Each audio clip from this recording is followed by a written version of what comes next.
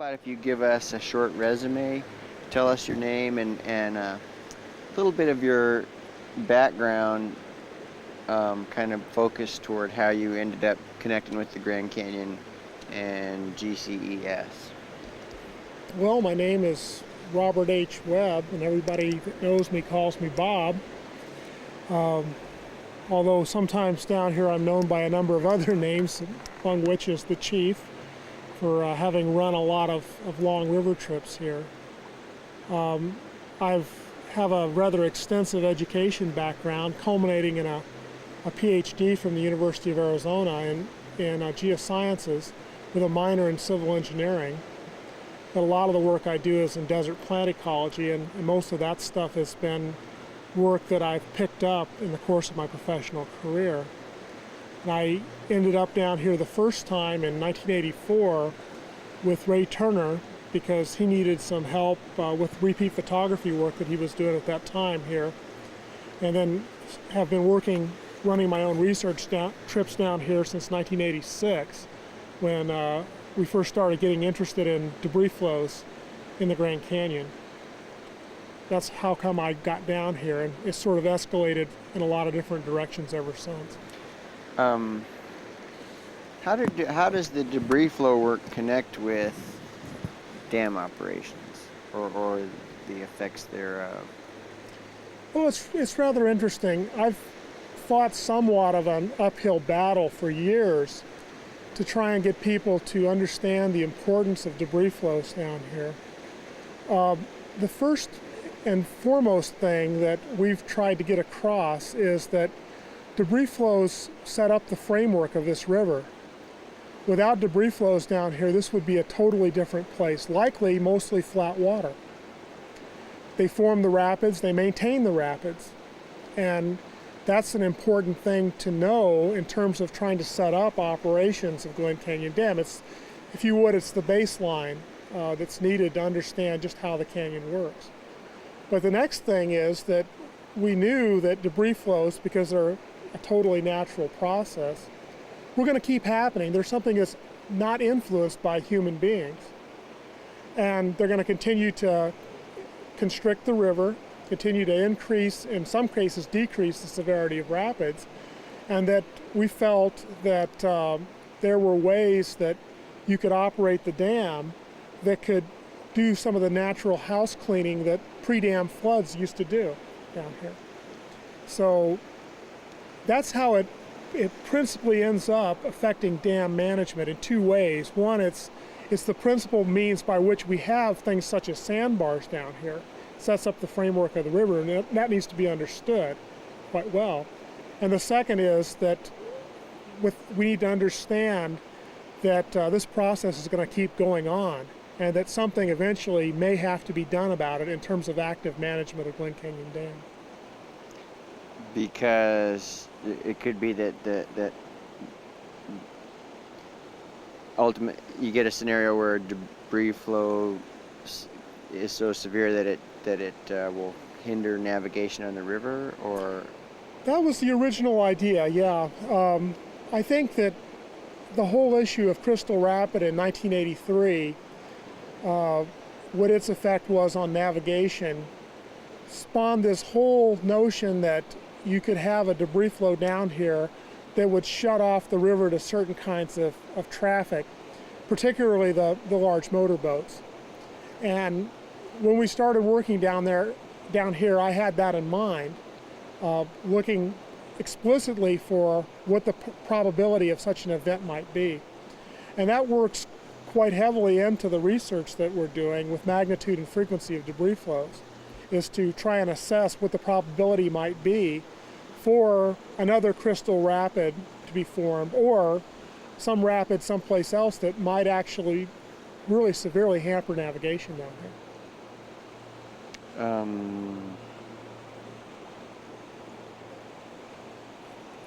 Well, now the debris flow work, does it connect directly with the photo matching? The photos are matched specifically to really get a handle on frequency of debris flows. Is that, or is that also, are you also using that stuff to look at just overall the health of the beaches, etc. How does all that stuff go together? Well, the thing about, as I usually put it, it's real difficult to figure out when a pile of boulders got put out on some rapid someplace. We have a lot of ways of dating when geomorphic events occur, and the most common is radiocarbon dating, but there's a lot of other methods out there. And when I first came down here in 1986, that's what I was armed with those rather standard tools, if you would, for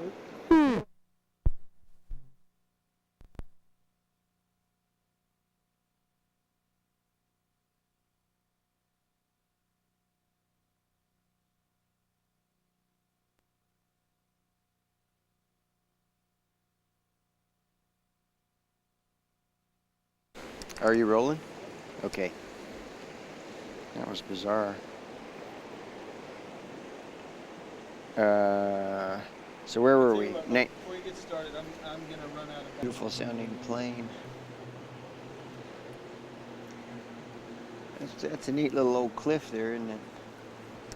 Yeah, I really like this basalt cliff along here. I don't think I've ever camped in this place before. In fact, I'm sure I haven't. This is I used to see a blackhawk. 2 or 3 times I've seen a blackhawk flying around in here, which is one of the only places that it seems like you ever see them. So where were we? 1986. Well, you asked how I started getting into repeat photography down here, and there's several answers to that question, but for me, the research question was trying to date when debris flows occurred down here. All of my standard tools that I was trained with didn't work very well. They worked to a certain extent, but they left a lot to be desired. And my mentor was Ray Turner, who had matched about 100, 150 photographs down here and had published a monograph in 1980 on changes down here, principally in the riparian vegetation.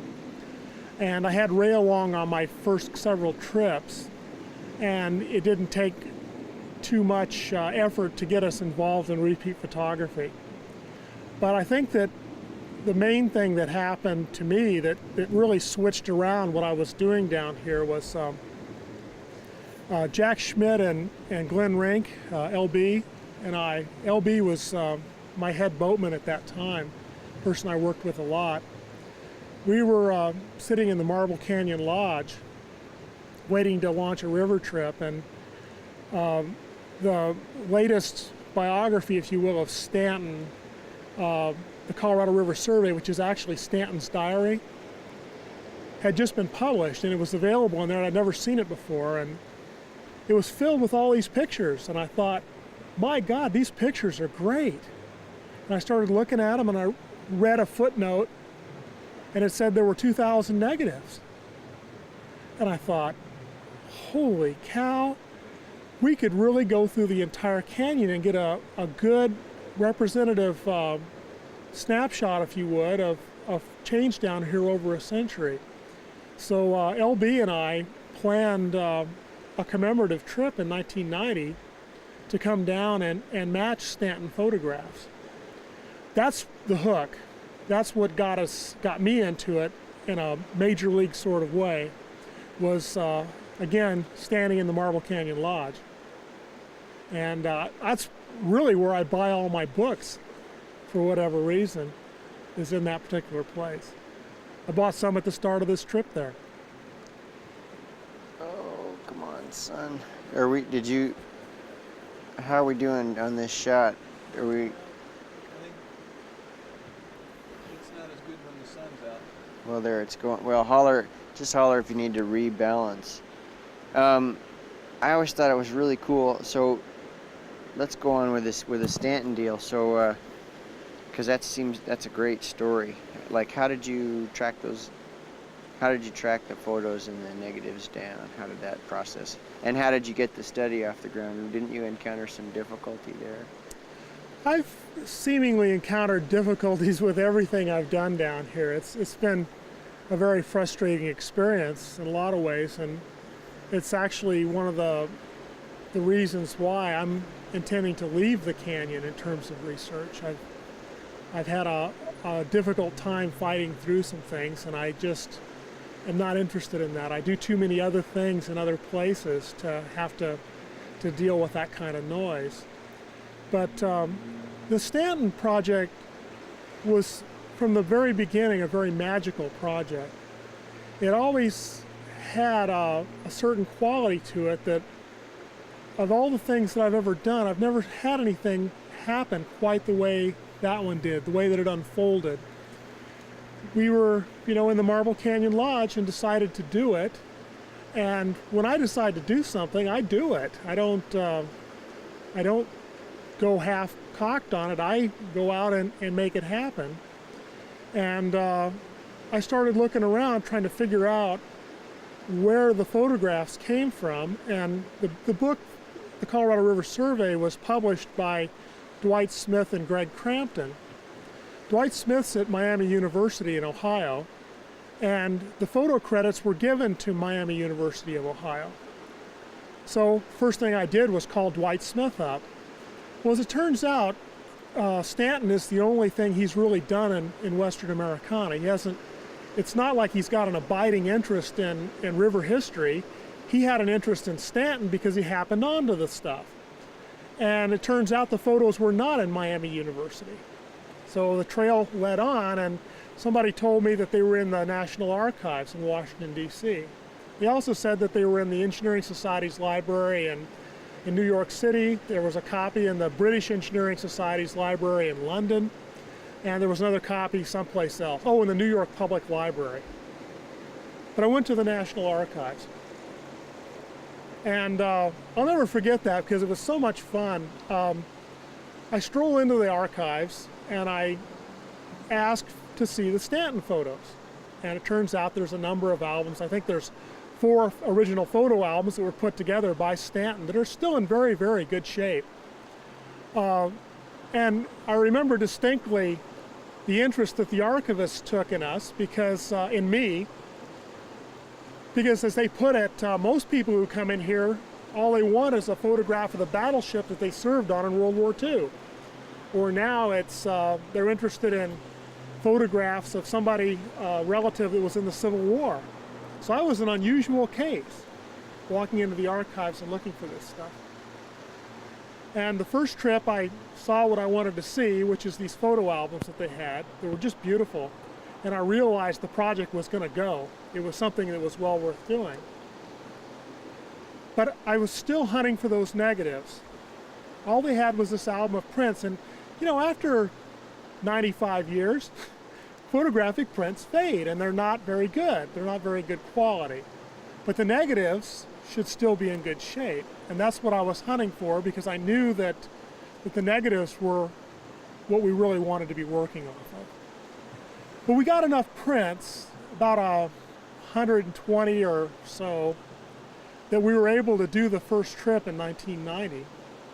And we established an itinerary that was mostly geared towards the upper half. Stanton's trip lasted about 3 months down here. And so we really wanted a time for the photographs to get it as close to the correct time of day and definitely the correct time of year. So we more or less timed it for the upper half of the canyon, knowing that we're not going to take a 3-month trip. And in the course of that trip, we matched 101 Stanton photographs 100 years later, which we always thought was pretty funny. And in some cases, we were there on the right day, and in one case, we were there 100 years later to the minute on one of the photographs. But we were using these duplicate negatives. Greg Crampton had loaned me all the negatives that he could find that were used in the Colorado River Survey book. But they were just copy negatives, actually somewhat poor copy negatives that were made out of the collection at the Engineering Society's library in New York City. And in working with the photos in 1990, we just realized there's a lot here. This is more than a debris flow story. It's more than a change in rapids story. We're seeing plants in the same spot 100 years later, and we had no idea these plants could live that long. And we were seeing other things that were leading to these clues that kind of said, we're screaming out, there's a big story here. So I went back to the National Archives, and I remember the woman there that's the head of it, Betty Hill, just a wonderful person. And she was extremely friendly when I was there, just really very helpful. But I confronted her one day, and I said, Betty, I just know that the negatives are here. I've been through all your finding aids. They're not listed in your holdings, but I know the negatives are here someplace. And she looked real sheepish, and she said, I need to show you something. And it's real rare when you get an opportunity to go back into the stacks of an archives. Most time at archives, they let you sit out in the front room and they tell you, we only want you to use pencils, keep all your pens away, and we only want you to have white gloves on and things like that. We gotta stop. We gotta, sorry, we got a battery. Okay, so going back, archives and white gloves. They want you to put on the white gloves to go in the archives. Well, what I was saying was, when you walk into most archives, you think of them as this stuffy front room with a bunch of tables, and they want you to use pencils only, put away your pens, and your briefcase has got to stay outside, and you have to wear these white gloves to handle all the historical material. Not that I mind doing that, that's the proper way to handle it. But it was amazing because when I asked that question of Betty and she admitted that they had the negatives, all of a sudden my whole experience at the National Archives changed because they took me into the stacks. And when you go back into the stacks, it's a rather amazing experience for me because you're there with the original stuff. It's all around you. Things that you might have read about someplace in history, they're back there. And she took me off to this corner and showed me this box. Now, I got to give you a little background on this, and this is somewhat of a sensitive thing with archives. So I just need to mention this, though, to understand why what happened. Nitrate film is what was used in the early days. The emulsion had a celluloacetate backing that was, in one case, a movie film spontaneously combusted in an archive and destroyed a lot of historical material.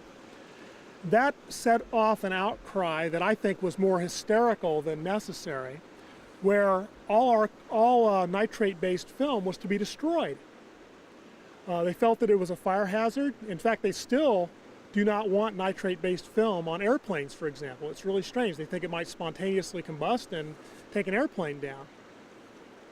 So they were required to duplicate everything that was on nitrate-based film and destroy the originals. Now, fortunately for some things like the Powell glass plates, that's a different matter. That's stable, and those still exist. But Stanton, as it turns out, with his professional photographer Franklin Nims, was using first a very special type of film called paper stripping film that had a very short life in history. It was only used for about a 4 or 5 year period in the late 1880s, but it was nitrate based.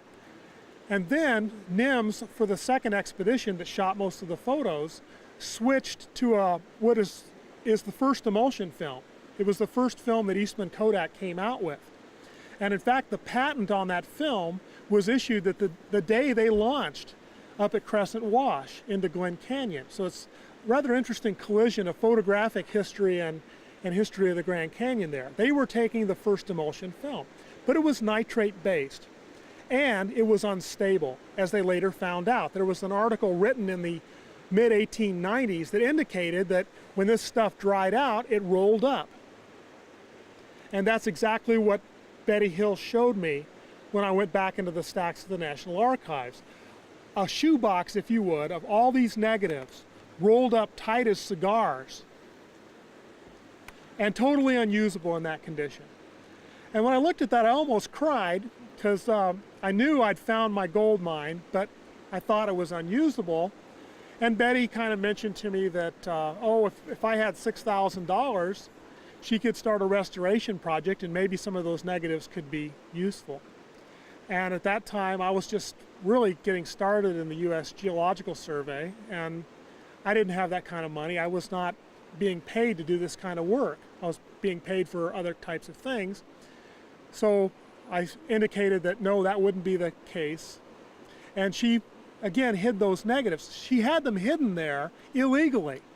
She was violating federal statutes by having those negatives there, but Betty recognized that they were of value, and she kept them stashed away, not cataloged anywhere. It was really a very amazing thing, and that's why she was so sheepish when I confronted her with the fact that I knew they had to be there. So I left the archives and thought I'd just have to deal with duplicate negatives.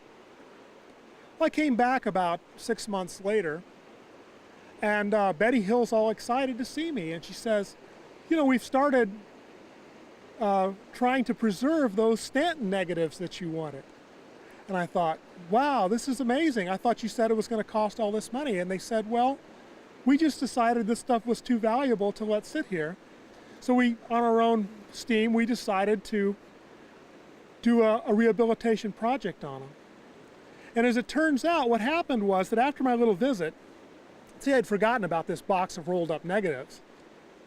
They'd taken them down to the photo conservationist down in the basement, a woman by the name of Connie McCabe, who has since become a very good friend of mine. And Connie took one look at it and said, wow, what is this stuff? And she started looking at the negatives and started looking in the historical record, and she said, this is paper stripping film. We don't have any of this stuff anymore. I never even knew what this stuff looked like. And then she looked at the rest of it that was all rolled up tightly and said, my goodness, this is the first Eastman Kodak film. And it's since been determined that it's the largest collection of that first emulsion film that's left in the world. And they decided that this is an important thing from a photo conservation point of view, to restore these negatives. And they developed this elaborate process. It took them 6 months. And they restored somewhere on the order of about 1,000, 1,200 negatives. I never got the exact total down, but it was a lot of negatives that they restored. And now those negatives are stored in the National Archives in a special place because they're a special collection for what kind of film they were. And the archivist, Connie McCabe, has published articles in the archive trade about restoring these negatives. So it's kind of cool the way that it worked out. But the even better thing for me was that they knew that they couldn't use these negatives the way that they were, that they had to make duplicates. So they have a really great photographer in the archives, a guy by the name of Steve. I can't remember what his last name is. But by using the things that Connie had flattened out, she created this high-quality interpositive, or Steve did, this high-quality interpositive from the negatives. And that means those negatives don't have to be used ever again, because the interpositive can be used to make a set of duplicate negatives that are as good as the original. The format's 6.5 by 8.5 inches. These are big negatives. They're not 35 millimeter size. They're very large negatives with lots of detail in them. And when they restored those and made the interpositives, they gave me the second set, if you will. So I have a duplicate set of negatives of all the ones that are still in existence. That was made, it's the second set that was made off of the first generation interpositive. So I felt very, very honored by having them give me that. It was something that I now store archivally because I realize how important this set of negatives is. How was the quality of the photographs? Well, it's like looking through a pair of dirty glasses, if you will, when you look at duplicate negatives. Anytime you, or when you look at rather copy negatives, anytime that you make a copy negative of an old photograph, you lose quality. You tend to, unless it's done really well, the contrast just blows way out of proportion, and you lose a lot of the fine detail. You lose a tremendous amount of it. But these duplicate negatives were astounding. All of a sudden, things that we'd worked with that looked, you had a blurry plant in the foreground, that plant jumped out. And you could see it and you knew what it was. you could identify it. And you could identify in some of them, 300 feet into the photo, you could identify what those species were. So it just opened up this box for research that we just jumped on with both feet. And I did the research trips for the Stanton photographs under the auspices of my debris flow work. But everybody that was involved knew what I was doing, which was starting an environmental reconstruction of Grand Canyon. And the Stanton photos became the baseline for that. There's so many things that we discovered about this place from the Stanton photos, things that nobody, until I've been on this trip that is, knew about. It opened up a level of detail and a level of subtle change down here that nobody had even an inkling about until those duplicate negatives were made. So what about this trip? How did this trip come to be, and what has it meant to you? That's a big old question. Well, actually, it's not that big of a question. It's a very logical follow-up to what we were doing. Because of the Stanton photos, we knew that we had a major story to tell regarding change down here that would appeal to a lot of people. But I'm a very careful scientist, at least I try to be. I don't trust results. I tend to go after my own hypotheses time and time again to verify that in fact what we were seeing was correct. One example, just to give you an example of it, is we developed a hypothesis that in the 1890s or before 1890 there was a period of severe frost down here that significantly changed elements of the desert vegetation. Has nothing whatsoever to do with humans, at least not in terms of direct human impact on the canyon. But still, it was a very, very important story to tell for a number of reasons, related to global change, which everybody's concerned about now. But we thought, we have this big change that's going on, and everything is in the frost-sensitive plants. Can we find out how the change might have progressed through this century? So I started going over to the Huntington Library and going through Doc Marston's collection, and I started to realize there's a lot of historical photos down here. But there's not that many photographs that can be put together for certain things. And I started going to people such as P.T. Riley and talking to him because he had an extensive photographic collection. I'd go through his archive looking for certain special photographs that would add to my story that was based largely on the Stanton photography. Well then, with P.T. Riley, talking to Riley, it was obvious he had a lot of memories of the canyon. It was obvious that he was a resource in his own memories for what was going on down here. And I talked to a number of people. For instance, I met Garth Marston here in the canyon at Neville's Rapid in 1991. He happened to be on an expeditions trip, and I ran into him, and I realized he had something to offer too in terms of river history. And Tad Nichols had been loaning us photographs to match, particularly of Badger Rapid. And this trip that's going on really wasn't my idea.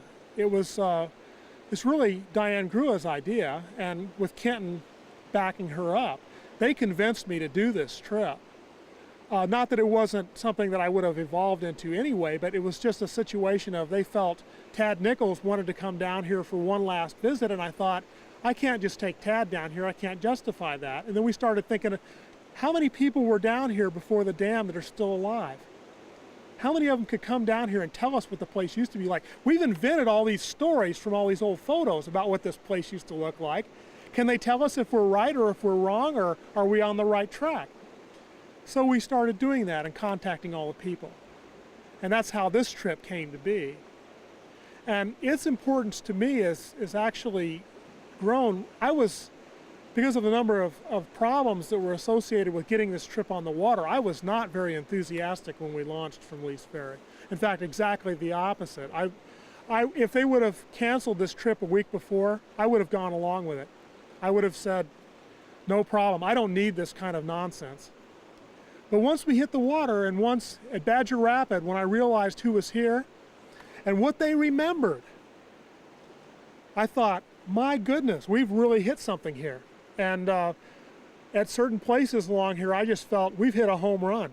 These people have remarkable memories, and they're adding to what their photographs are telling us. And they're coming up with additional photos, too. Now that they know something about what I'm trying to accomplish, they've been coming forth with, I know this person that's got a pile of photos that could help you on this, and you should have invited that person because they know about that. And it's really snowballed from there. I felt the same way. Please, God, don't let this trip go. It was very difficult. And let me just say a word about that too, because for some reason, I guess I've just been real sensitive in my Grand Canyon career, because I've always felt that I wasn't, anytime I came up with a new idea for a direction to go in terms of research, people would poo-poo it and tell me that I'd never get anything out of it. I'll never forget trying to get funding from one source for our 1990 trip, which we funded out of the USGS, and we got a small grant from the Grand Canyon Natural History Association. Glenn Rink did, anyway. I had a major scientist tell me point blank, he said, quote, "You will not get anything out of those photographs." And it's been funny because I've been trying to prove him wrong ever since. I'm that kind of guy. If I have somebody challenge me on something, I'm not going to let that go. And in fact, I haven't rubbed his nose in it, and I probably never would.